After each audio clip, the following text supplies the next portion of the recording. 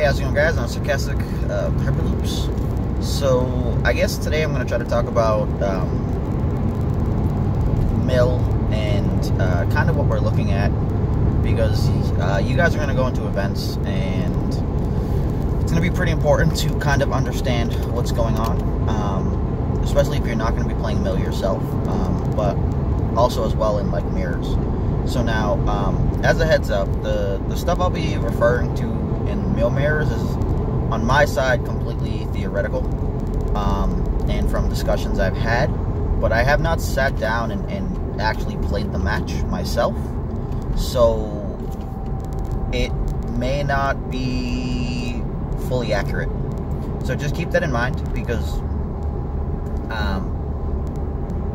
like, maybe I'm just like way off base, and one of the other guys can let me know if that's so.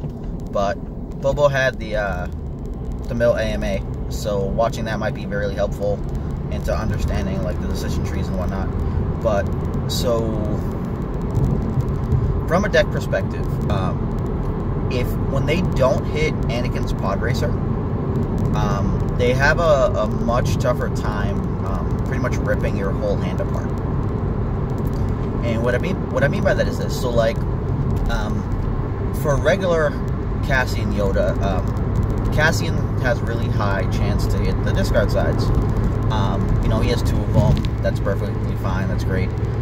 So when you take those, you take one from your hand, one from the deck. Yoda, on the other hand, when he's doing his most favorite side, which is the special, he's only taking it from your deck. He can fix another die after to show discard or whatever, but that's a separate die going and taking the discard, whether it be like bartering or goggles, or fixing, like, you know, Cassian or Anakin himself to the discard side. But Anakin's Pod Racer, on the other hand, because it's getting the autofocus from Anakin at no additional cost, it by itself is taking 2 from your actual hand. So the 2 from your actual hand is actually pretty relatively large, like as far as like what it's doing to you over the course of the round, because we only start with 5 cards, so it's taking 40% of your hand away immediately, and it's random, so it's not like you got to choose the worst cards. So if you, let's say, only had that one vehicle you wanted to cast, it's now gone.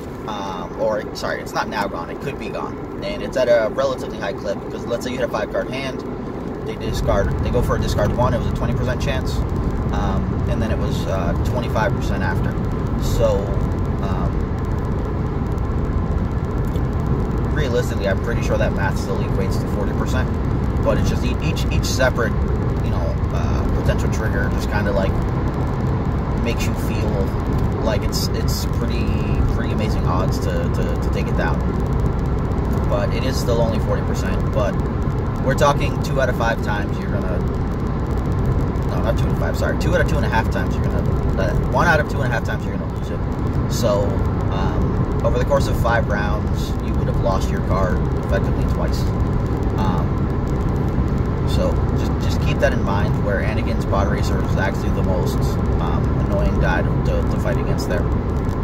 And what that brings up is that if you're playing a deck that does damage, it tends to be in your best interest to actually just go and kill Anakin.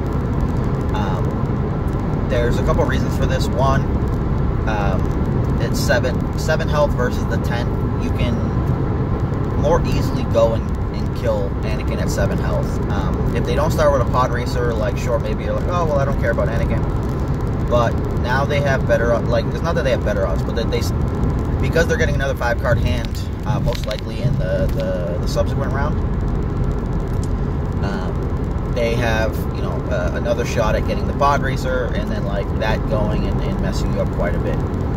Force Manipulation is kind of like the secondary card that they would want, because it helps rip through the deck pretty fast, and then they get to put that on Cassian and get you to like focus down Cassian and eventually overwrite that into a second chance. So just kind of like keep that stuff in mind. So like from an aggro deck perspective, if you like between the main targets, it ends up going Anakin tends to be like the highest priority, because if you kill him, there's pretty good odds you're reducing one of their resources per round, and you've taken off that additional discard from Anakin's Pod Racer, which helps quite a bit. So like, it's not end all be all, but if you're gonna put 7 damage into a guy and try to stem the bleeding a bit, that's one of the fastest ways to do it. So after that, it ends up being like, all right, so if you kill both yellow guys, then all the second chances and tangles and easy pickings are gone. But that's really like that's a pretty large chore to try to get done. If you kill Yoda, it's the pretty much the most of the ramp engine. But Anakin still has that resource side, and that's probably not getting fixed. Sorry, guys. If the traffic pulls up, I'll just change it, but I can see that it moved from my peripheral. And so was like, yeah. So like, let's say you kill Yoda. It stops some of the die fixing that they have, and it stops some of the resource engine. But it's not necessarily wholly relevant. Like, any of the 3 guys could be a threat. Cassian's pretty much always going to get like that first upgrade to give you a reason to actually attack him. There are times where they'll put a bartering on like Yoda and whatnot. Force jump can obviously only go on Yoda. Overconfidence requires Yoda. If they ran like Mind Trick, it requires Yoda. But like, for the most part, they're going on like the Beguile plan. In the case that Yoda actually gets attacked and killed. So we came to a stop, so I can fix this now.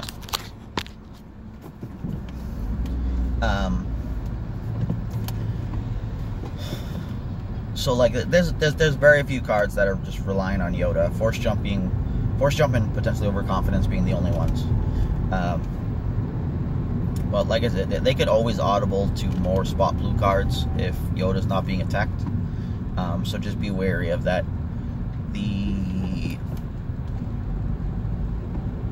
But yeah, so like the deck has a bunch of different fronts to go from. When they get more dice out, things get scarier. Their discard gets faster. Their ramping gets better.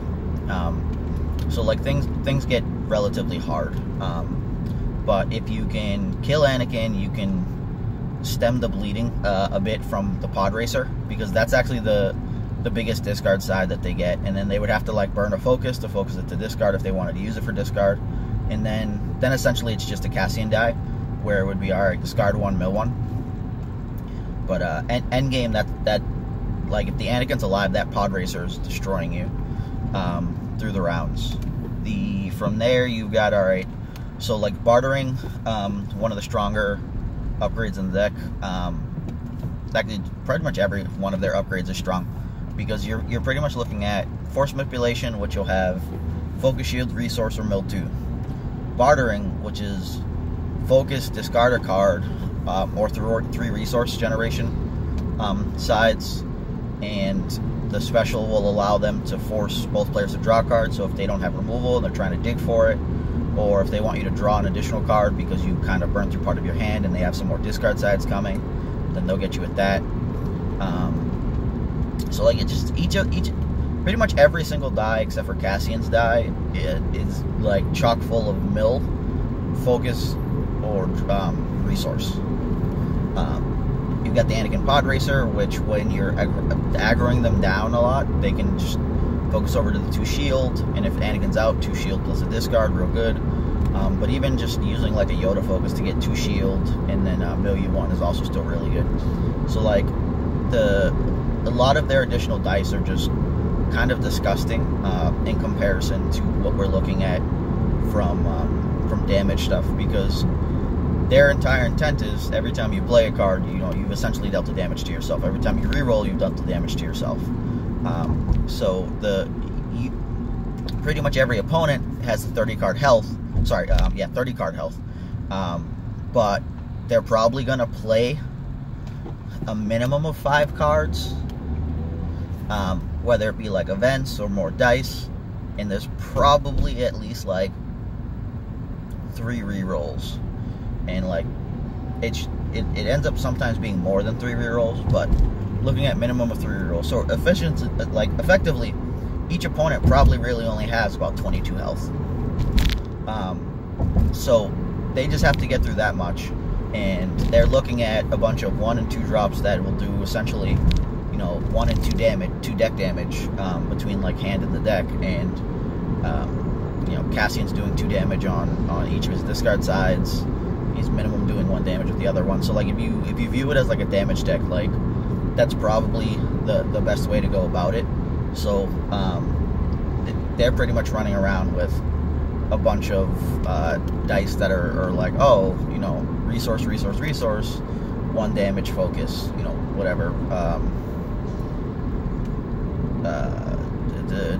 Like Yoda turns into deal a damage, get a resource, or deal a damage, get a focus or that, like blah blah blah, and like that ends up being really good from that perspective. So it's largely a pain in the ass to try to beat them. The 2 fronts I've tried to come from have primarily been drive-by vehicle, and I don't know if any of the aggro decks can effectively beat them. But like Mando seems solid enough just because of the way they go about it. They don't use their dice as much.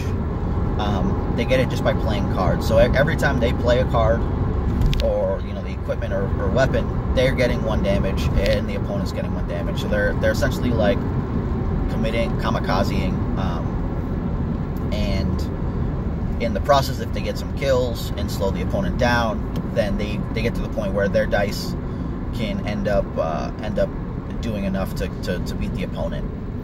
So that was pretty interesting to see. Plus they have the harassment from like Band Braces and Chance Cube. So once they've already started to diminish the opponent's like capabilities and dice and the ability for them to like discard and whatnot, then you're looking at getting additional rounds via the bouncing effects, and forcing the opponent to show like discard sides in case you try to bounce because they need a discard. But then if it goes into like a pass situation when you're not actually dead, like it's like, oh crap, you still got to another round. So it can be tough. For the most part, it ends up looking like attacking Anakin ends up being one of the stronger points just because the pod racer. But if your deck can actually shove in tons of damage, then potentially getting rid of Yoda could help quite a bit from the ability for them to kind of afford like entangles and second chances and whatnot. Because if Yoda's gone, then they're not looking at much resource gen, so they have to kind of like divvy up between playing additional dice and removing your dice, because like a single entangle or beguile is the resources for rounds. So they would then have to get like a resource off of Anakin, and maybe one off of Pod or like a bartering to then cast a second one, or jam down any other additional dice. But like they don't have a ton of additional dice. Like they've got Pod Racer, bartering, force manipulation, Maz goggles, force jump, and so like with Yoda dead, force jumps out of the way, everything else is live. They've got second chance and force illusions to keep them alive. But depending on like what they end up doing, like them having to get resources could be beneficial, especially when it's not off of Yoda. But like if you watch some of the matches, you'll actually often see that there's a lot of times where Yoda doesn't even go get resources unless they were already poor. Like as long as they have that one backup plan for the 2-drop to mess with your damage, then they're usually in an okay place. But so DBS, I made the adjustment from the deck I played. Hailfires were cool. Like it's just I had to play too odd to get them going. Like I really had to force a ton of resource gen in order to get to play those going into like next rounds, whereas the 3-drops would allow you to just pretty much just grab a resource, go to the next round, you'll be at 3, you could jam it down. If you had Alpha also, then you get it for 2, you have 1, you still have removal backup. Hailfires were a chore in that regard, but they were really nice in the fact that they had 4 damage sides, so you didn't have to re-roll them often or like focus them often. Had the double disrupt side, and then like the single shield side I really couldn't care for. If it was a double shield side, I think I would have been much happier with it. But So there's some minor struggles there from the Hailfire standpoint, but I just recently included C3POs, so with that inclusion, it might help enough to be able to get the resources, because like you could pretty much turn any of the crates of T-47-2s into double resource to then be able to afford it and jam it down. But like without Rose, C3PO is a bit weaker on crates, whereas like normally you'd be like, all right, well every side except blank is worth 2 value, and sometimes you have the 3 value, so you could jam like triple discards in people's hands off of creating a C3PO, and then like Rose heals it after, so you can do it again next round, or 3 resources, so you can afford whatever you wanted to afford. Like that's where pretty much part of the issue comes up, with like us trying to C3PO that stuff in DBS. But the overall intent is that now so we put the arcs back, and I think I have N1s in there. We have 2 N1s to be able to kill pod racers. I don't really see myself using it heavily for vehicle matchups, because the vehicle matchups kind of end up being like, if I just burst the guy down, I win, because they tend to do more indirect, and so I'll go and focus the guy down, or like their main guy got down, and like slow their ramp up, or like mess up their damage, and then they're just trying to pretty much recover and get whatever indirect. But since my guys aren't going down due to the indirect, like my damage is staying there. I can harass their resources, kill their guys, and they just tend to be in a much worse place as DBS, like when you're a DBS versus them. So like we put in 2 N1s and a Vandalize. I'm really still not a big fan of Vandalize, but there's at least enough stuff in the current meta where you can probably end up being pretty content about it. You can go into a pod racer right away off of like Ezra's dice. You can kill force manipulation. You can eat one of your dice to eat up a force illusion. So like even in non-mill matchups, you can be okay with it, just because you can eat up force illusion for one of your dice, and force illusion will often try to prevent 3+ damage. So trading off a rookie or an Ezra die that hit lift on the damage side ends up being feasible enough. You have the ability to eat up Chance Cube and Holocron, which has gotten a resurgence recently due to Snoke, and like the Holocron version, so like Mandos is running that. But I don't know if you'd eat up Vamp Braces, but I'd probably definitely eat a Chance Cube, because it would if Mandos doesn't have Chance Cube, it looks like their ping damage output it's much harder to do. Like I think there's probably about 8 to 10 equipment weapons for them to use, and pretty much outside of Chance Cube they all cost 1, because they're trying to maintain the Talzin ability. So like sure, maybe you run into someone crazy like Mantin who runs Plastoid armors, but I think at that point you probably don't care too much, just because Plastoid armor gave them a health and dealt you a damage, but it's like whatever, they're running Plastoid armor. And like it's not reusable, whereas the Chance Cube can be brought over and over and done for free. Van Braces requires them to pay a resource, so like normally they would try to roll out, use the die, then bounce, then cast it, and like it's let's say they pay the 1, they get a damage from it, they bounce it, they get a damage, they get another 1 damage. So like every time they'll have paid 1, in theory they would have got 2 damage from it. The most beneficial one would be if they got like the resource from it and then the 1 damage. But even then, like that doesn't feel amazing, because 2 damage for 1 resource is about in line with someone casting like a lightsaber throw.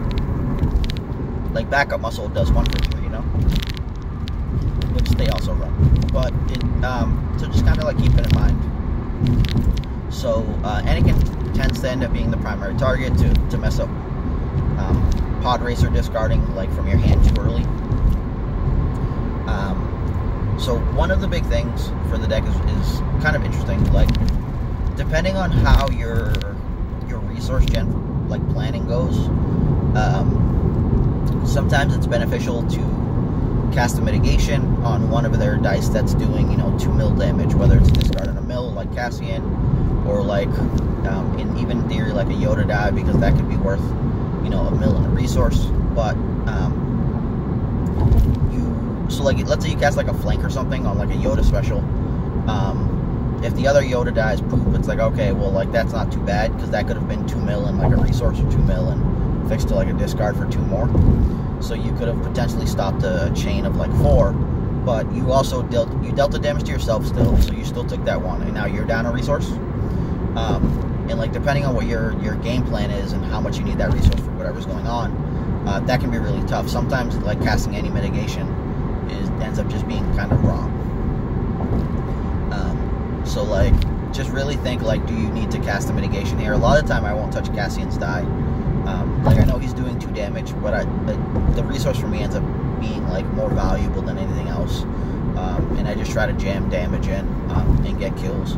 But 3 wide mill, if your deck is primarily indirect damage, you're gonna be in a world of hurt, because they're gonna be able to spread it out very nicely, and then like get shields or force illusion anytime you start getting like remotely close to the ability to kill a guy or jam like a second chance.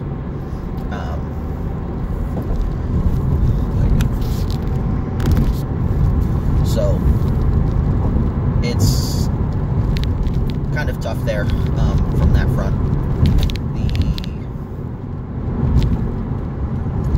I don't know. So like, I am working on the Foss deck. Jesus Christ. I don't think I'm going to have like a complete stop again before then. So sorry guys, you're going to be stuck with this. So I'm working on the pretty much the R5 Snoke Bazine First Order Stormtrooper vehicle deck. And like, realistically, it costs a ton of resources to play all that stuff, but I have a ton of like kind of resource gen in it. So like, tech teams, I have a Houndstooth, 2 Sailors, chance cubes, and then we still have like Snoking for resource. And now the rationale behind it, because you'll think, oh well, you can just Snoke for resource every time, why do you need all that resource gen? And it's because I probably only Snoke for resource about half of the time. The other half ends up being like, alright, Snoke for, Bazine's 3 discard, Snoke for triple disrupt if it's relevant, and sometimes I'll Snoke First Order Stormtroopers damage to put a guy in lethal range or go and kill him. The deck is actually just very good at harassing the opponent, because you really can't just leave Bazine's die there. Like, sure, you could just let me take the damage and discard you 3, but if you do that, how much does it mess up your plan? Like, we just talked about Anakin's Pod Racer really messing up plans when it does 2 discard. So like, how much more brutal is it when the opponent's hitting you for 3 discard? Like, sure, I give it the Snoke ability, so like, you won't see me jam 2 extra resources or 2 extra damage, but if that messes up my opponent's plan, then isn't that realistically enough? Like, if the opponent plays 1 card between like an upgrade or support or whatever, and I jam the 3 discard, they only have 1 card left. So like, trying to mitigate is really hard. Re-rolling, you lose the ability to re-roll unless you're willing to give up that last card for it. Now you don't have like mitigation, assuming it was even mitigation, or let's say you want to play a second card. Like, that gets really tough. So it really ends up being interesting with like how the opponent has to interact with it. Like, do they have to burn actual resources to do this? Like, so let's say you want a hidden motive. Bazine's die is like pretty awful because she has 6 different sides. So then you're too low odds to kill it. But sure, you can call discard and just get off discard. But if it goes like resource or special, and assuming this is like first round, like those are pretty disgusting in and of themselves.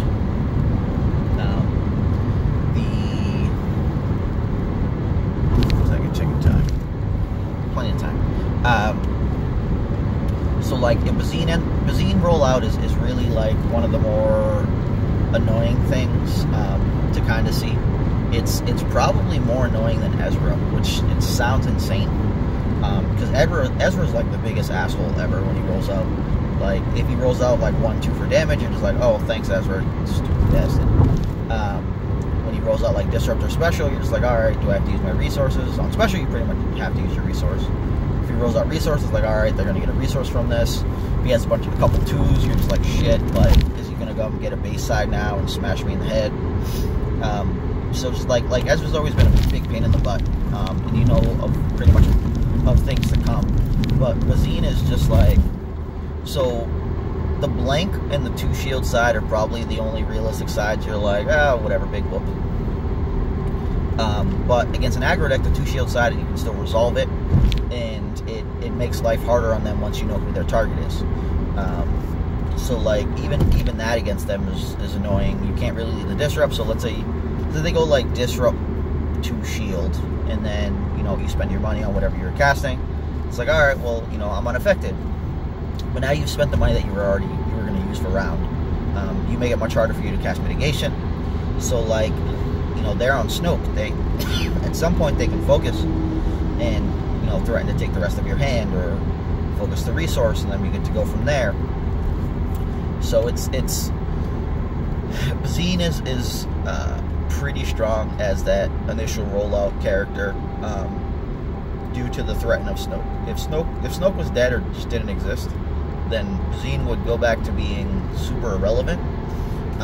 But for now, she has a large level of harassment, and then since we're in a format that has a lot of, you know, vehicles, and we've got the 3-wide mill deck, Sabine's special is kind of super live.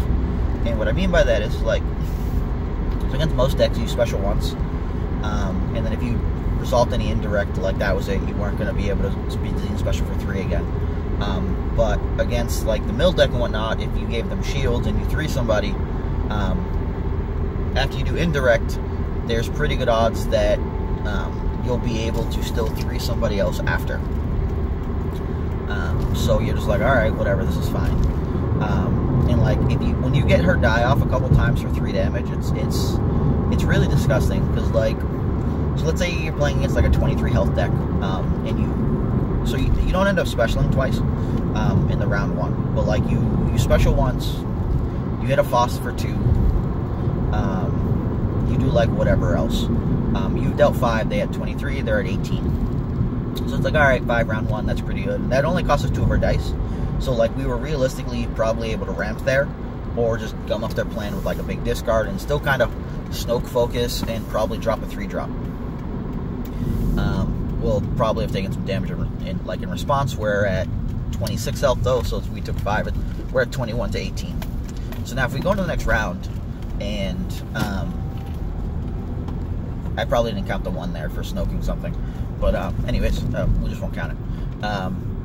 So let's say I hit like any of my 3-drop vehicles, arcs, whatever. I was probably looking at 2 or 3 damage there, because I'm going to reroll at least once with Snoke and the focus sides. Hey, it can't go stop. So like, a lot of time that round 1 ends up being still in that like 5-6 range, depending on whether we Bazine or not. But once you go to the next round, so they had 18, if you Bazine some other guy, you know, now they're down to 15. And like 15 with 2 guys means that's about 7. So like a Snoked, you know, Foss 2 is worth 4. So if there were 2 guys at 7 or like 8, that puts them really close into range to die. Especially if we hit, you know, Hailfire Droid or anything, because we got another single poke in there. We've got like Fang for 3. We've got ATDP that has 2s and 3s, or 2s and a 3. Vader's Tie, which has a 3 and a 3, and then the special. And the special will go and pretty much murk guys who have half health damage on them, which is pretty sweet when like you only have to get a guy to 6 and have like discarded their hand, and then focus over to that and resources to then just be able to like smush them. Alright, so I'm in a parking lot. Plenty of time though. So like the deck overall seems like it functions well. It needs like a ton of resources though, because when I tried it originally, I put in a bunch of the 2-drop vehicles, and they just weren't good enough. So like now that I kind of like functioned it or built around the 3 drops more, it's much better because the die sides are just nicer. Sometimes you don't have to fix them as much, whereas the other ones I really had to kind of focus over to one specific side that I was looking for. Like Z95, I really only wanted like a resource or the 3. I didn't want anything else on it. Kylo Fighter, really only wanted the 2. Sometimes I want the special to get whatever damage, but the fact that it was a 2-drop and I was putting too many of them, if I drew the second one, it was like kind of dead. And if I missed the special, based on the amount of time I was taking to reroll to get the rest of my dice out to then reroll, most of their hand was gone. Or if I hit the Bazine 3 discard, it was bad. But the cards that have been pretty huge for me have been Dooku Sailor and again Dooku Sailor, Vader's Tie. Dooku Sailor and Vader's Tie have been huge. So Dooku Sailor is a 2-0. Vader's Tie I only have his 1 right now. But the Dooku Sailor, so like one of the big issues with Snoke was that you really only wanted the 2 focus. You didn't want to see the 1. Because the 1, you'd pretty much go, okay, I gotta go 1 into the 2, and then 2, and I fix 2 dice. But you gave up 2 dice to fix 2 dice. And you really, like, but if you saw the 2, you're like, alright, well, I'll fix 2. If I need a 3rd one, I'll give up the other die for a 3rd one. And like that you were pretty content with. Now, the Dooku Sailor comes in that it gets you the 6th card. You kind of run through you want to play cards and reroll and whatnot. So the 6th card helps quite a bit in matchups where you need to be a little bit faster, or you didn't get the vehicle, let you dig a smidgen.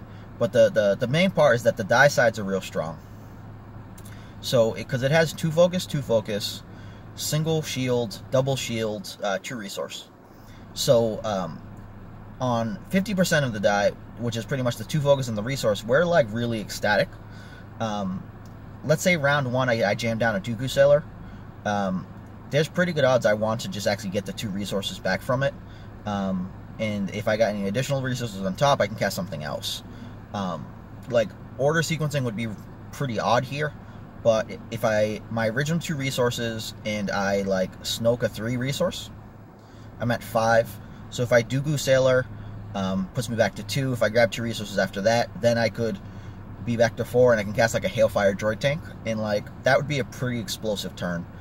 Even though I wouldn't be getting the additional damage from casting Dooku Sailor after, the sequencing really just doesn't allow for it.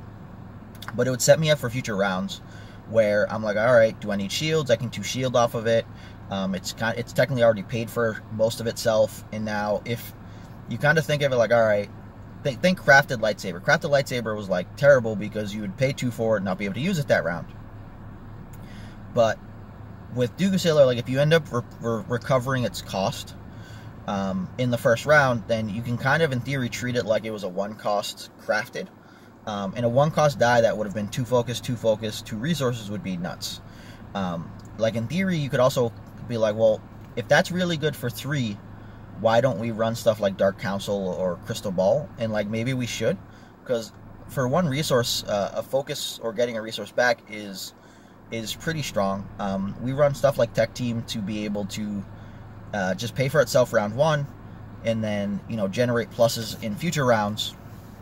And things like Dark Council or Crystal Ball actually do the same thing too. And that's a big reason that the JMAG version of Rainbow Fives with the Bala, Towson, First Order Stormtrooper does so well. Like, all of their, like, 1-cost stuff ends up being, like, really efficient value. Bartering is really good value. Dark Council really good value.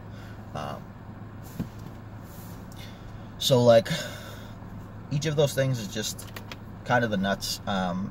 When you get it round 1, you've got to use it for like 3 or 4 rounds. But so like I said, Dooku Sailor is a bit expensive, but it's really efficient for what you're hoping to do.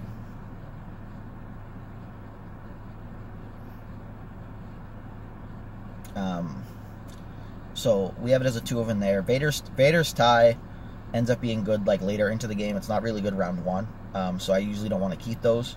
But by finding at some point later, we can pretty much always threaten to half health a guy to dead, and like that's actually really amazing. And so like I don't know. Overall, I've been pretty content with the deck. Sequencing matters quite a ton, as well as like kind of baiting the opponent and doing things like even Slave 1 is really good at harassment, because if the opponent's got dice out and it's like, all right, well, if they only have like 0, 1, 2, you reroll a Bazine die, you're good to go. You're gonna kill something. On the Slave 1 die itself, this is Slave 1, the new one, not the old one. It's got 2, 2, 3, 1, 1, 0. So if they have like 2s and 1s, like you have pretty good odds to be able to kill one of them, and killing a 2 there is just like jackpot. But anyway, so like the big things for Mill is to try to make sure you don't have to like reroll too much. Force them to actually use their discards, but like don't let them take your last card if you have a bunch of shitty dice. Like just get the reroll, and like kind of set your sequencing to be able to do that. Because, like, let's say you're playing cards and then you don't have any of your dice in the pool and they took the rest of your hand, you're just like, oh, shit, awesome. But, yeah, by forcing them to use discards on you, you're at least making it so that they didn't get other value from it. So, like, they couldn't then, you know, change that bartering to a resource or use Yoda's resource, or, like, you know, reroll Yoda to get focus or special to grab even more resources and set themselves up for future rounds. Do your best to get testing in versus it. It's really a slog to kind of like play against that deck, and like the amount of damage you have to do is a ton in comparison, just because the second chances and the access to 2 yellow guys, and they ramp really well. Like it's probably the best deck to play, but people are gonna try to hate it out quite a bit, and if they can like vandalize, if you can pretty much vandalize or kill that first like pod or force manipulation that they cast, you're gonna put them in a pretty hurtful position, because their mill is good, but it's not like amazing. So like if you've killed that and traded a little bit of damage that they were probably gonna stop you from doing anyways, like you're in a good spot. So just try to get the reps in to make sure you're capable of doing it, and kind of like count your cards frequently, because like if you can squeak out an additional round that you normally wouldn't be able to, like you'll be in a good spot. Also consider taking their battlefield if you have any sort of speed. It can put them in bad positions when they go and they stop your damage, and you're like, well, I had nothing else to gain from here, let me claim. And then if they claim to take like your last card, but you have the ability to like focus stuff and that person's not rolled out yet, then you're also in a really good position there, because you're now going, well, I don't have to worry about mitigation, I can focus to max. You don't have to worry about easy pickings or whatever. So if you leave that focus guy to like near the end, you've got that 1 card left. Like if you roll out and whiff, yeah, they might just Imperil right there, and then oops. But if you find like your focus and you've already used all your other stuff, but like you have some dice that are just bad situation, then they end up mitigating, and you're just in a bad spot anyway, so you just Imperil, do it, or pitch to reroll. But alright, I'm gonna stop here. Let me know if you guys have any questions, and I hope this was kind of helpful for dealing with the stuff. But I really do like the Bazine Foss deck. I just have to get some more reps in against aggro and tweak and try to give like a layout of what you want to do on a round by round. But it's pretty much make resources, play more dice, kill dudes, same as normal. And like you could potentially round 1 kill guys like with fangs and stuff, because if you hit like a special, then a 2 on a Faust, and then like pretty much any of your vehicles that have damage, you could just jam in and hit real hard, and take out guys with like 8 health, or put guys real close to it where they're just like struggling the next round and they have to protect real hard. But alright, you guys have a good one, and deuces.